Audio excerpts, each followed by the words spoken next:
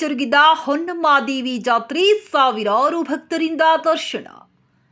ಕಲ್ಯಾಣ ಕರ್ನಾಟಕ ಭಾಗದ ಪ್ರಸಿದ್ಧ ಜಾತ್ರಾ ಮಹೋತ್ಸವವಾದ ಕೊಪ್ಪಳ ಜಿಲ್ಲೆ ಕುಷ್ಟಗಿ ತಾಲೂಕಿನ ಯಲಬುರ್ತಿ ಗ್ರಾಮದ ಅಧಿದೇವತೆಯಾದ ಶ್ರೀ ಹೊನ್ನಮ್ಮಾದೇವಿ ಜಾತ್ರೆಯು 3 ದಿನಗಳ ಕಾಲ ನಡೆಯುತ್ತಿದ್ದು, ಮೊದಲ ದಿನ ಬೆಳಗ್ಗೆಯಿಂದ ಅಕ್ಕಿ ಪಾಯಸ, ಪೂಜಾ ಕಾರ್ಯಕ್ರಮಗಳಾದ ಗಂಗಾಜಲ ಪೂಜೆ, ದೇವಿಗೆ ಹೂವಿನ ಅಲಂಕಾರ ಮಾಡಲಾಗಿದೆ. ದೇವಸ್ಥಾನಕ್ಕೆ ಬಣ್ಣ ಬಣ್ಣದ ಲೈಟ್ಸ್ ಹಾಕಿ ಇಡೀ ಊರೇ ಕಲರ್ಸ್ ಲೈಟ್ಸ್ಗಳಿಂದ ಕಂಗೊಳಿಸುತ್ತಿದ್ದು, ದೇವಸ್ಥಾನಕ್ಕೆ ಬರುವ ಭಕ್ತರ ಮನಸೂರೆಗೊಂಡು ನೋಡುಗರ ಕಣ್ಮನ ಸೆಳೆಯುತ್ತಿದೆ.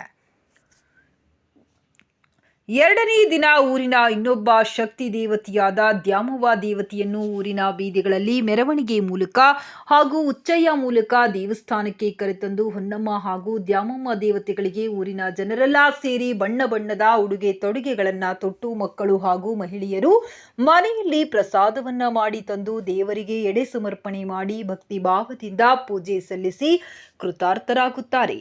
3ನೇ ದಿನ ಸಂಜೆ ಸಾಮಾಜಿಕ ಸಂದೇಶ ಸಾರುವ ನಾಟಕ ಪ್ರದರ್ಶನ ಕೂಡ ನಡೆಯಲಿದ್ದು, ರಂಗಾಸಕ್ತರು, ನಾಟಕ ಪ್ರೇಮಿಗಳು ನಾಟಕ ವೀಕ್ಷಿಸಿ ಖುಷಿ ಪಡುತ್ತಾರೆ. ಇನ್ನು ಈ ಜಾತ್ರೆಗೆ ನಮ್ಮ ರಾಜ್ಯ ಸೇರಿದಂತೆ ಅಕ್ಕಪಕ್ಕದ ರಾಜ್ಯದ ಜಿಲ್ಲೆಗಳಿಂದ ಸಾವಿರಾರು ಭಕ್ತರು ಬಂದು ದರ್ಶನ ಪಡೆದುಕೊಂಡು ಹೋಗುತ್ತಾರೆ.